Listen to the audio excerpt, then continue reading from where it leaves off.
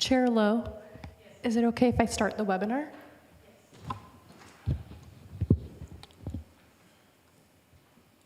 Recording in progress. Good evening, all. Welcome to the September 22nd, 2022 Planning Commission meeting. The meeting is being conducted consistent with Assembly Bill 361, Government Code Section 549, 53, subsection E. The Planning Commission meeting includes teleconference participation by all members. We are conducting the meeting using the Zoom platform, streaming live on the city website and broadcasting on Comcast Channel 15, as well as via the city YouTube channel. Public members had the opportunity to submit emails to city staff. A report of all written comments was distributed to Planning Commission members via email and posted to the city's website under documents received after published agenda. Ms. Avinta Madkushan, can you please take the roll call? Yes, Chair.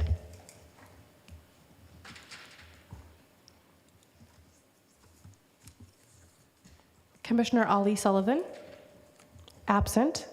Commissioner Bonilla. Present. Thank you. Commissioner Goldstein. Present. Commissioner Roach. Here. Commissioner Stevens. Here. Chair Okenda, absent. Chair Lowe. Here. Thank you. And I don't see it here, but we usually do the Pledge of Allegiance. Is that correct? That Okay, is correct. so why don't we stand for the Pledge of Allegiance? I pledge allegiance to the flag of the United States of America and to the republic for which it stands, one nation, under God, indivisible, with liberty and justice for all.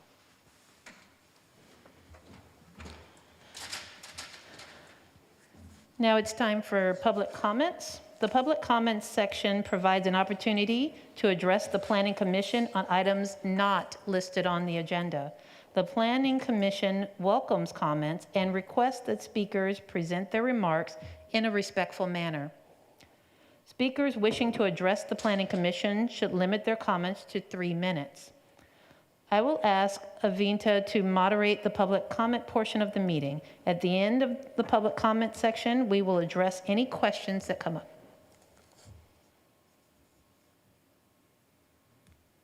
Thank you, Chair. Give me one moment, please.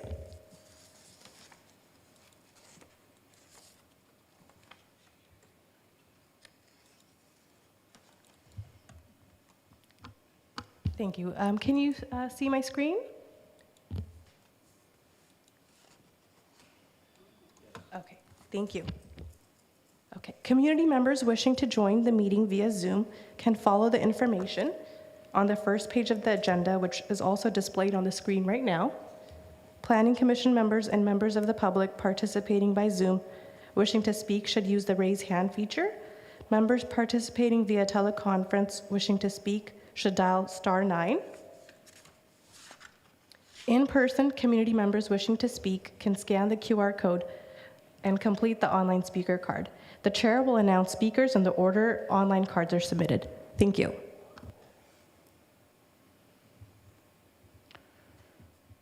And I'm having trouble with the technology, so I'm not seeing the hands. Are there any hands up?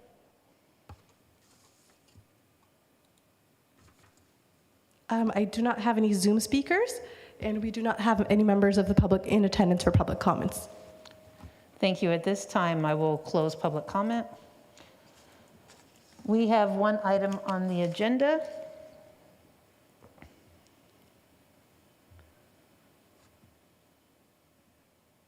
Just give me a second. I'm just having trouble with the iPad.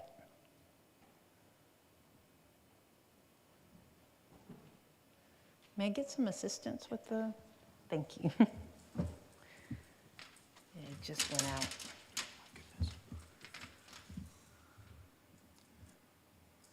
Let's get out of this quick. Oh my goodness. Can I close my eyes? Yeah.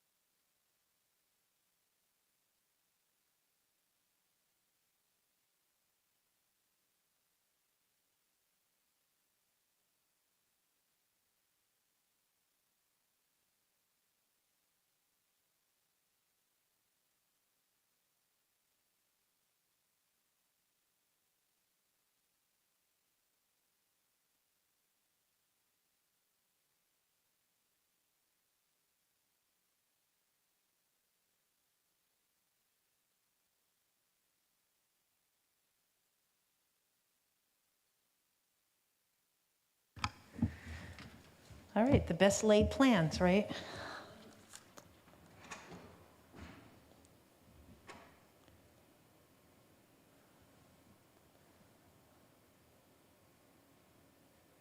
All right.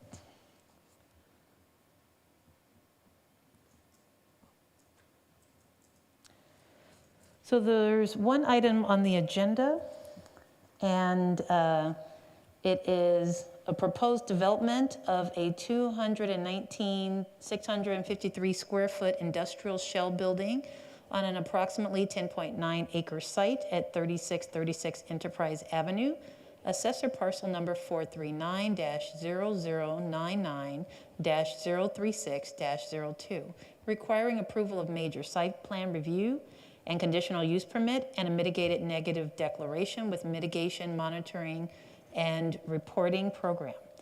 George Condon, on behalf of Dermody Properties, is the applicant. And may we hear from city staff on this? Yeah, thank you, Madam Chair. Good evening, Commissioners. My name is Jeremy Lokirko. I'm with the Planning Division. I am stepping in for Ranu Agarwal, who was unable to make the meeting this evening, but will be making the presentation for this project. As you pointed out, we have a large project on a 10-acre site, almost 11-acre site at 3636 Enterprise Avenue. The site itself is zoned, you can see on the slide here, get the general proximity of where the site is located, really close to the Hayward Water Pollution Control Facility. It is zoned industrial, general industrial. It does have an industrial technology and innovation corridor general plan designation. And as you can see from the aerial, the site is mostly vacant. There are 4 existing radio towers and associated maintenance sheds that currently occupy the site. But overall, the site is relatively flat with a berm along the western boundary. It is vegetated primarily with low grasses, and there is a row of shrubs along the western and southern perimeter of the project site. So the project itself includes about a 220,000 square foot industrial shell building. You can see the project details on the site plan indicated on the screen, along with a proposed building elevation. The building is primarily centered on the project site with perimeter parking and drive aisles to be able to accommodate loading and unloading of the warehouse use. There are 2 driveways that are being proposed that would take ingress, egress from Enterprise Avenue. And as I pointed out, the internal circulation really kind of goes around the building to allow for emergency vehicles and other access points from around the site. When you subtract out the building and all the parking and hardscaped areas, you do have a decent sized perimeter area where there's landscaping and bioretention areas. In addition, there's about a 2,000 square foot employee amenity area that will be for use for the employees of the site, future employees, and consistent with some of the recommendations of our shoreline master plan. The site grading is proposed to include some additional fill that would elevate the overall site above the 100-year flood elevation level. The general plan itself, when we looked at the project as it complies with the general plan, there are several policies that really do reflect conformance with the overall land use that is being proposed here. As you can see here, these are quite a few of them, but they're overarching.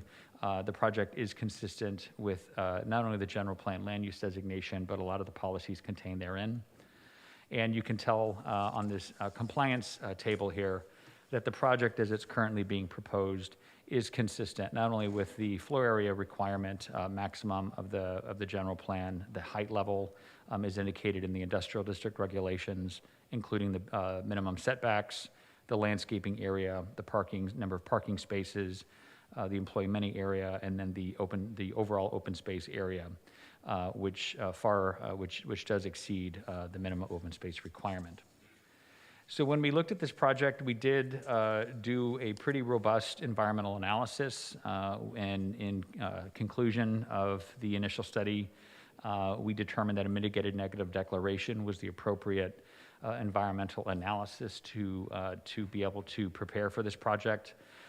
There are several areas within that initial study that were determined to be potentially impacted by the project, including air quality, biological resources, cultural resources, geology, soils, greenhouse gas emissions, hazardous materials, and there's a couple more on here. But the good thing about the mitigated negative declaration is in every one of these instances where there was a potential environmental impact, we were able to mitigate those impacts to a level of less than significant. And so what we've done is, aside from the mitigation monitoring and reporting program that is attached to the ISMND, we have also included all of those proposed mitigations as conditions of approval. In addition to that, in response to the open public comment period, staff did receive 3 letters of correspondence from public agencies, which were included in the packet. And I will just note of particular interest that some of the comments, specifically from the Bay Area Air Management District, were recommendations. And although these aren't necessarily mandated to mitigate environmental impacts, the applicant has willfully added many of these best practices and has agreed to include them as part of their conditions of approval. And as such, those additional conditions have been included in the staff packet. So the overall analysis, the project is consistent with the general plan. It does comply with the development standards of the zoning district as well as the industrial design guidelines that were recently adopted back in 2018. The scale and intensity is suitable for the site and is pretty much in keeping with a lot of the adjacent industrial development in that area. It will enhance the existing site with architecture and new landscaping where the current site is pretty much vacant except for the radio towers. And obviously it is a significant investment that will have a positive impact, not only on this project, but on the surrounding industrial area. And so with that, staff does recommend the Planning Commission approve the major site plan review, the conditional use permit, and also reviews and approves the mitigated negative declaration and mitigation and monitoring reporting program. And I just wanted to clarify what wasn't included in part of the presentation, but major site plan is required for the size of the project site, which is in excess of our requirement that would require Planning Commission review. And then the actual size of the building is what is triggering the conditional use permit. So there's not an end user currently that's envisioned for this site. I will let the applicant speak to any potential tenants that they may or may not have lined up. But I did just want to reiterate that this site is not subject to a truck terminal. I know that that's been a level of discussion for many projects out there, and the applicant has agreed to include that prohibition as a condition of approval on their site. So with that brief presentation, that ends this presentation. I'm available for any questions. Thank you. And will there be a presentation by the applicant? The applicant is here and they do not have a presentation. We do have our environmental consultants and the applicant is available to answer any questions. Thank you. And are there questions by the commissioners? If so, please indicate by raising your hand. Robert? Commissioner Stevens, sorry. Thank you. I appreciate that. Could I please get a response to the question that I asked via email? It looks like there's fill on the site, and I wasn't sure what the site geology was. So if there's fill on the site, do we anticipate that the site will settle? Thank you for your question, Commissioner Stevens. I'm going to defer this to Scott Wickstrom, who's our Senior Development Services Engineer, who's available via Zoom, who can respond to that question.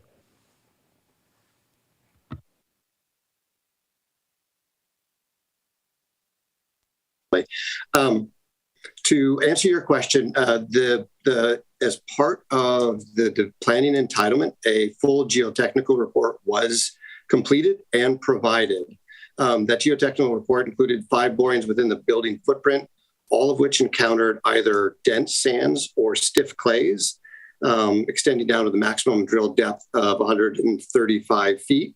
Their conclusions were that with the assumed 5 foot of fill, that settlements would be on the order of an inch or less. So responding to your comment, which was basically, would some on-site settlement have any future impacts or potential impacts as it relates to sea level rise? The answer would be any settlements would be negligible relative to potential future for sea level rise.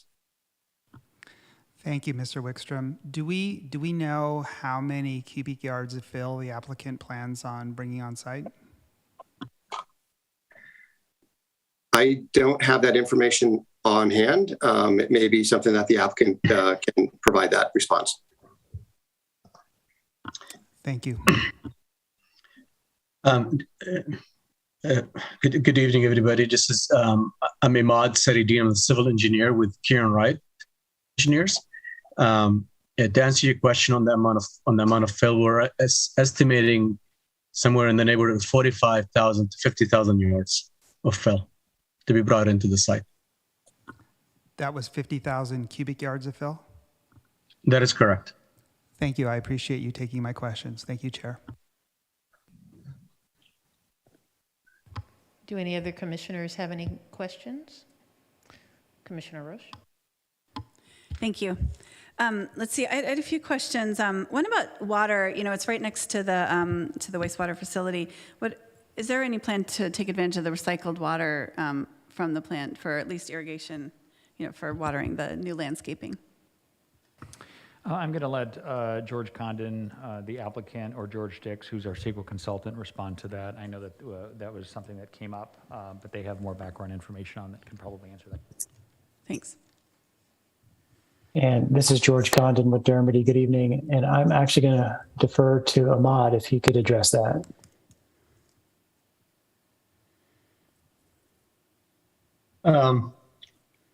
Thanks, George. So fronting the street along Enterprise, I'm not seeing there's any actual reclaimed water line that we can actually tap into that could service our site from an irrigation standpoint. I know across the street through the sewer plant, possibly there are, but fronting our street that we can tap into, I'm not seeing there is a clean water line we can utilize. Okay, I mean, I guess I'm just wondering, you know, since I know there are future plans to extend that infrastructure throughout the city, if that's something maybe you could at least continue to look into, to see, you know, before you exhaust that as not an option. Yeah, and what we typically do in those situations when there's a future clean water line is going to be tapped into there, we could install a purple line where our laterals will be in color purple that will connect to the existing water line now. But in the future, when the clean water line becomes available, you would just switch it up and connect directly to the clean water line. And being purple, it will delineate that that's a future irrigation. That's typically what we do when we're dealing with situations like this. Okay, thank you. And then the other question I had was the condition of approval number 38, the greenhouse gas reduction plan. And it said, you know, that part of the plan might be to add additional EV charging. And I think we know that it's more expensive to retrofit EV charging. And there are only, I think, 7 spaces, you know, as opposed to 151 parking. So is it possible that you could put in at least EV ready spaces so that that won't be an additional cost later down the road? This is George Condon with Dermody. Maybe somebody can help me out, but EV ready, would that mean with the conduit running to the parking stall? You know, Yes. It's a good question. Maybe that's something that we see on other projects where there's, you know, actual, you know, EV charging spots, and then there's spots that would be EV ready. So. Yeah, we're open to that. We just need to understand the number, and but we can work that out with staff. What is the percentage, Jeremy, maybe this is a question, for EV spaces at this point? Is there some percentage, if you have X number of spaces, it's 10% that need to be EV charged? Right now, the way that the EV requirement is tied to the building permit, so it is part of our building code. The project would be subject to meet that building code requirement if they were coming in today. We are looking at making amendments in the future to putting the EV charging as part of outside of the REACH code and actually including it into our off-street parking regulations. Mm-hmm. But right now, the applicant would be required to satisfy the building code requirement, which does have an EV charging, EV capable requirement. And they're satisfying it with the 7 spots? I don't know the exact number, but Okay. they would be required to meet whatever that building code requirement is currently. And I know this plan is something that happens after, you know, later with planning staff, so I understand that. Just wanted to raise that.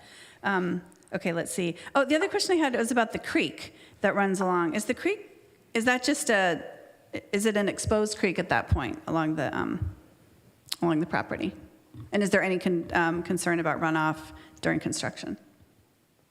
I'm going to defer to either the applicant or George Dix, who's our environmental consultant, who can talk about that. I think maybe Ahmad, you want to start with how we're dealing with that? I would defer to the environmental group. They would touch Okay. into that. Okay. everyone.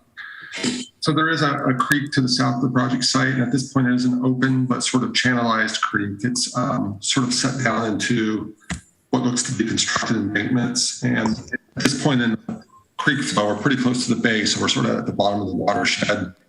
And so the project site itself doesn't contribute a lot of hydrology to the creek system, given its position at the bottom of the watershed, and also it's fairly flat. But we do know that some runoff currently goes from the project site into the creek, and when the project's under construction, yes, there will be loosened soils and potential for erosion and discharge into the creek. However, like all construction projects over 1 acre, will be covered under a SWIP, a stormwater pollution prevention plan. That's mandatory by the state for the construction general permit. And that is a site-specific plan that will include best management practices to prevent erosion and siltation of streams. It may include silt fencing, straw bales, those sorts of things to prevent soil and other pollutants from leaving the site. It also includes measures for like accidental spills of diesel fuel or equipment fuels. So those are cleaned up before they have a chance to become mobilized in runoff. So with those, we looked at that impact, assuming that these mandatory permit regulations would be in place and determined there really wouldn't be runoff during construction going into the creek. And then following construction, the site would be landscaped and have bioretention areas to treat runoff from the building surface, the rooftop, or the parking lot. And once it goes through biofiltration systems, bioretention systems, it would be similar to the precipitation that would follow had the project had been built or constructed. And a lot of that would infiltrate into the actual soil. But again, the runoff would sort of follow the natural pattern now towards the creek, but would have been treated in the bioretention area to remove pollutants. All right, thanks. Yeah, I'm glad. I just want to make sure what the contemplation was about that. Thank you. And I guess this is a question for the owner. I was wondering if you're working with the local trades to help build the project. We are. We have a relationship with LIUNA and the Mechanical Crafts Union and Iron Workers. Great, thank you. Okay, I think that's all my questions. Thank you, Chair. Anyone else? Commissioner Goldstein. Thank you, Chair. Also, looking at item 38, the greenhouse gas reduction plan, I noticed that we now have stated in there one of the options of using the East Bay Community Energy Brilliant 100 or Renewable 100 plan. But since this building doesn't yet have a tenant, would that requirement then fall under the use permit? In other words, would we have a requirement for the tenant to consider this as an option? When it related to the mitigation measure, I'm going to defer to George Dix, who was with Rincon. Yes, I'll start by saying we modeled the GHG emissions of this project, assuming it could be any use that's allowed in the general industrial zone district. And the way the model works out is for this type of project, it envisions a lot of truck trips that may or may not happen, and those truck trips add a lot of emissions. In other words, we look at sort of a truck distribution center as a general use, and that's what really pumps up the GHG emission number. And so when we do the actual site-specific plan, the reduction plan, the first step is modeling the actual tenant, the identified tenant at that point. And usually when we do that, we find that the GHG emissions are lower than when we model just a generic industrial use. And so that alone usually will lower the total GHG emissions that we expected. because there is no tenant right now, we don't know if they'll get below the 660 metric ton threshold. And so if there is still emissions, once we do this tenant-specific plan, the emissions still exceed 660, there are several options that could be implemented as laid out there in the mitigation measure for the probably the tenant, or the city could force certain options, I suppose, onto the tenant to implement to get that number down below 660. One of them could be participation in the Clean 100% plan. Okay, very good. And then also along those lines, we talk about implementing a transportation demand program that may also include things like storage lockers for bicycles, showers, lockers, that sort of thing. But when I'm looking through the plans, I didn't see any of that. And of course, we're not in as much detail, I think, in the plans we have today, but are those things being considered? So spaces for bicycles, lockers, that sort of thing, or would that be more appropriate for the specific site plan? This is George Condon with Dermody. That would be something that comes with the tenant and the specific improvements we do for that tenant. Okay, very good. Thank you. Mm-hmm. All right, that's all my questions. Thank you, Chair. Commissioner Roche. Thank you. Just one more quick question.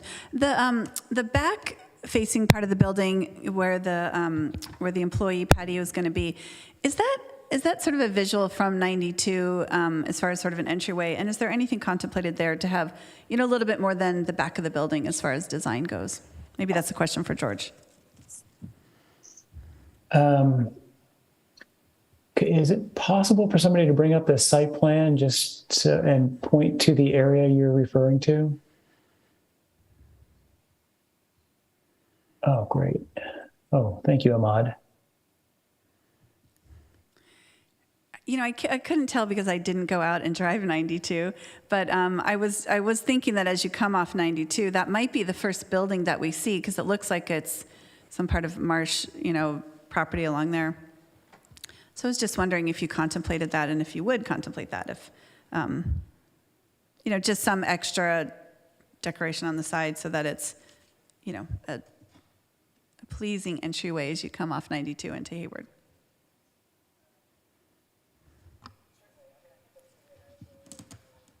Sorry, excuse me.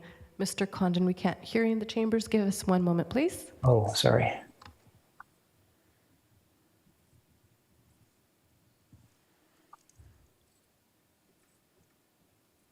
if you can try speaking one more time, please.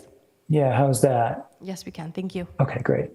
So I understand the request. I think I think that's a nice area for employees to gather. It's away from the trucks and it's away from the water treatment facility. Actually, has a nice view out to the marsh area.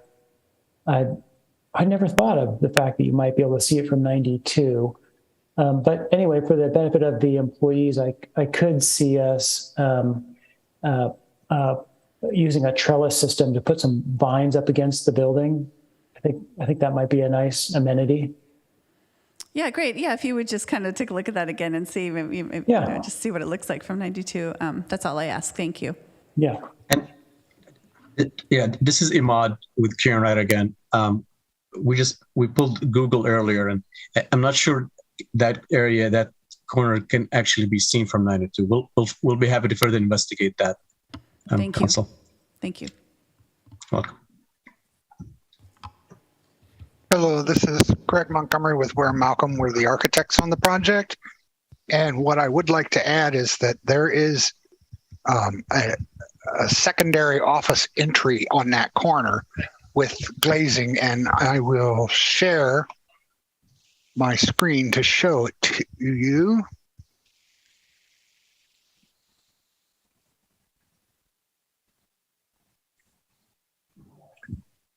Right here is that corner that we're talking about that would be visible from 92. Nice.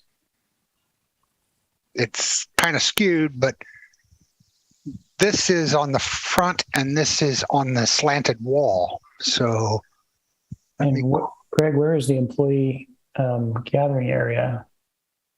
relative to that elevation? I don't know off the top of my head. I have to go look it up. It's probably in the landscape plans. Yeah. Okay.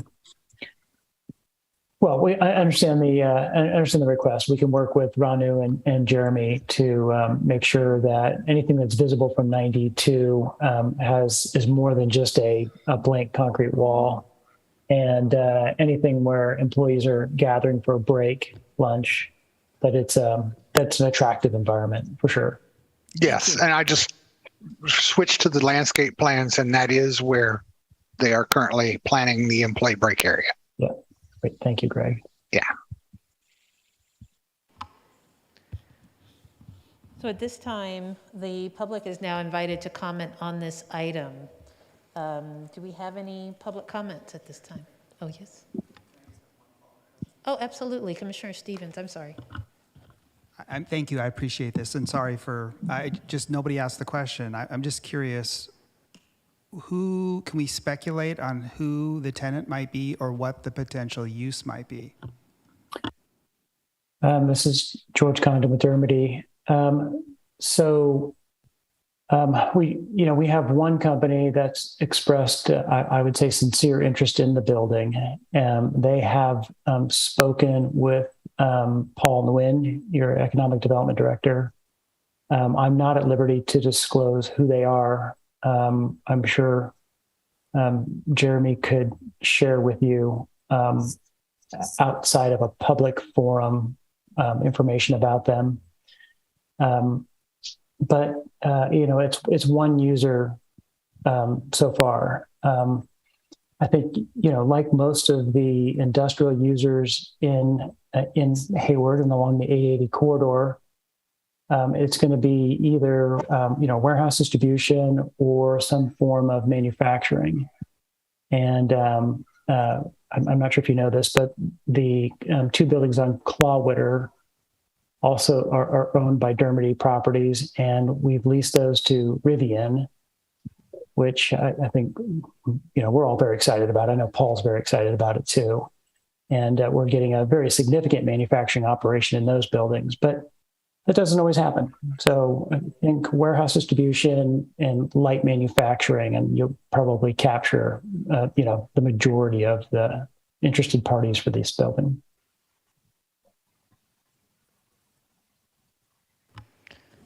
Do we have anyone who wants to make a public comment? Chair Lowe, yes, we do. We do have two members of the public. The first individual is Mr. Jason Lindsay, who is in the chambers.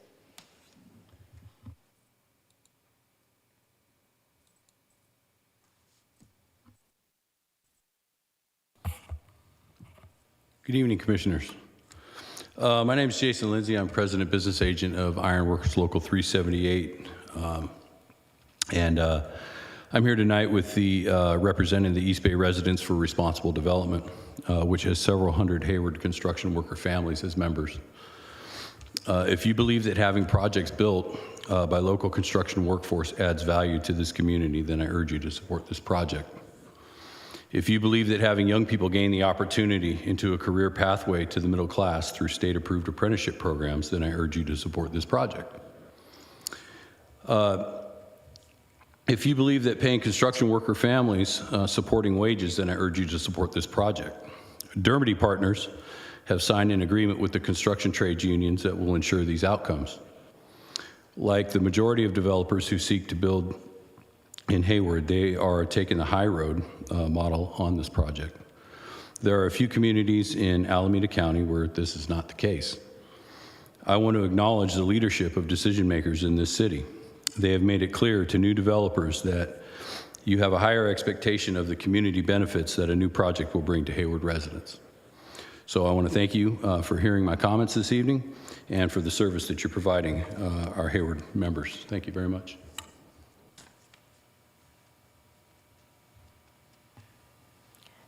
We have a Zoom participant, Mr. Brian Werner.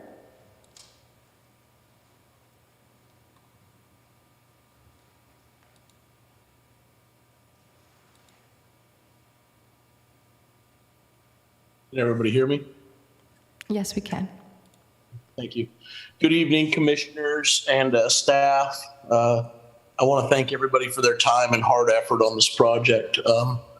Representing the sheet metal workers and all the other mechanical crafts here tonight, we're happy to say that, Dermody Partners came out and they're going to make sure that everybody on this project's getting health care and benefits. And, it's really bringing up the middle class, this project, right? It's not only lifting people up, it's creating opportunity and equity for everybody that's in stake. So, we urge you to approve the project. And thank you for your time.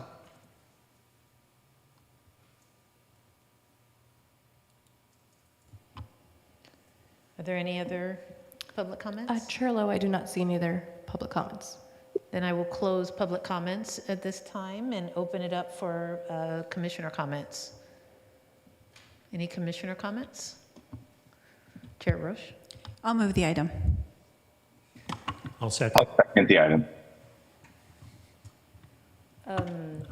So we had a motion by Commissioner Roche. We had it seconded by Commissioner Goldstein. And is there any other discussion? I have a comment. Go ahead, Commissioner Stevens. Thank you. So I guess when I look at this project and I see that we're placing 50,000 cubic yards of fill in a marshland, a historic marshland, that's going to bring thousands of truck trips to dispose soil there and to build up something that's in the floodplain.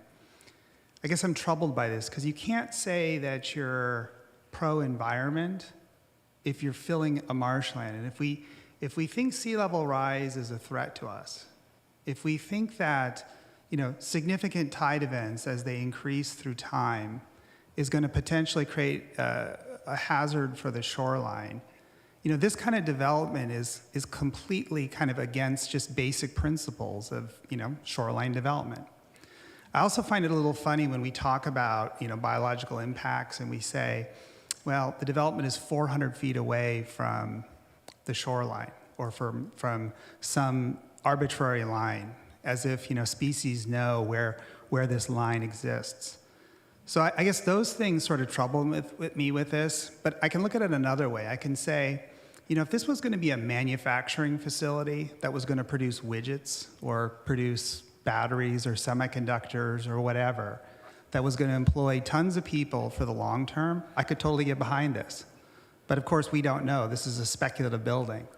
And if it becomes just another storage locker for products, I just don't see that this being a really good use of space, and I don't think it's a really good use of planning. So thank you for hearing me out. Appreciate it.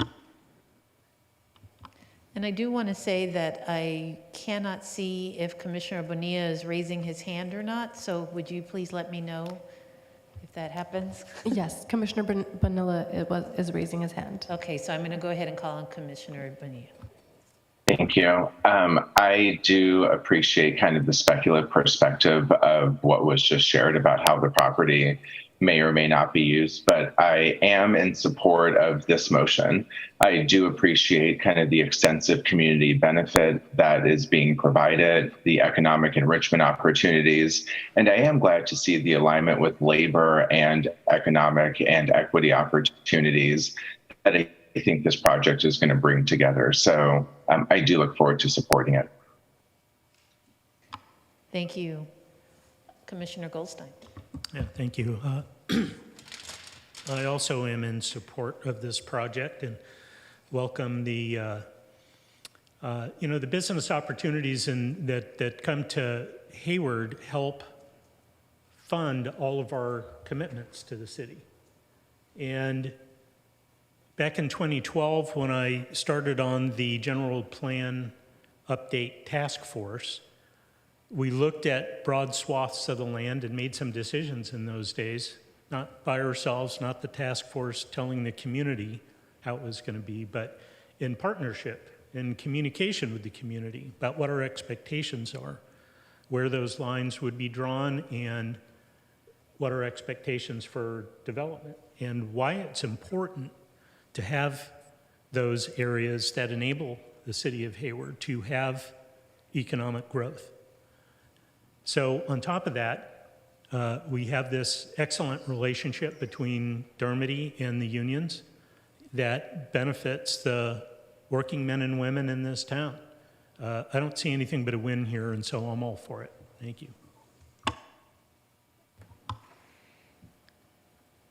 Any other commissioner comments? So I just want to echo what my fellow commissioners have said. I think it is absolutely impressive that the applicant has worked with the unions and also accepted additional mitigation to make sure that the project not only complies, but exceeds what is required of them as it relates to environmental impacts of the project. So I am also happy to support it. I understand and I hear my fellow Commissioner Stevens, but I am hopeful that there will be an applicant, a good applicant for this project. And also I'm really excited about the fact that our people who are local are going to be able to have benefits and to feed their families with the construction of this project. So I'm happy to support it. And at this time, if there are no other comments by commissioners, and we've already had a motion, and that motion has been seconded, may we have a roll call vote, please? Yes, Chair. Commissioner Ali Sullivan, absent. Commissioner Bonilla Jr. Aye. Commissioner Goldstein. Aye. Commissioner Roach.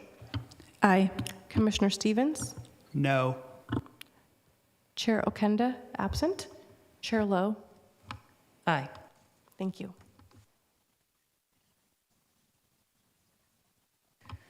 So the motion passes 4-1. And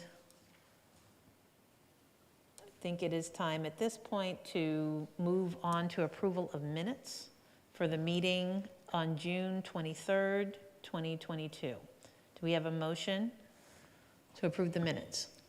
I so moved. Do I have a second? I will say motion made by Commissioner Bonilla, seconded by I'll second. Commissioner Goldstein. May we have a vote, please?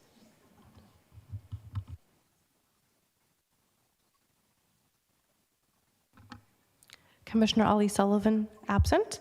Commissioner Bonilla Jr. Aye. Commissioner Goldstein. Aye. Commissioner Roach. Aye. Commissioner Stevens. Yes. Chair Okenda, absent. Chair Lowe. Aye. Thank you. And the motion to approve the minutes passes unanimously. Let's move on to commission reports. Do we have any commission reports? Yeah, good evening, Chair. We don't have any new information to share currently for anything to report out. The next meeting that we have scheduled is October 13th. Right now, we have nothing currently scheduled for that meeting date. We do have an informational update that we will be sharing with the Commission about the progress we've been making with our Objective Standards project, which I know is of interest of all of the commissioners. So we are looking forward to being able to provide and share that information as an informational report at the next regularly scheduled meeting. And that concludes my comments. Thank you. Thank you very much. It says oral report on planning and zoning matters. Is that also you? No additional, yeah. Okay. And commissioner announcements, referrals. Any commissioners have any? And again, I can't see Commissioner Bonilla. Is he raising No his hand? announcements or referrals from me, Chair. Thank you. All right, thank you. I just don't want to leave you out. Appreciate that. And I think if there's nothing else, then does someone want to actually, we don't have to move to adjourn. I will adjourn the meeting. Thank you, everyone.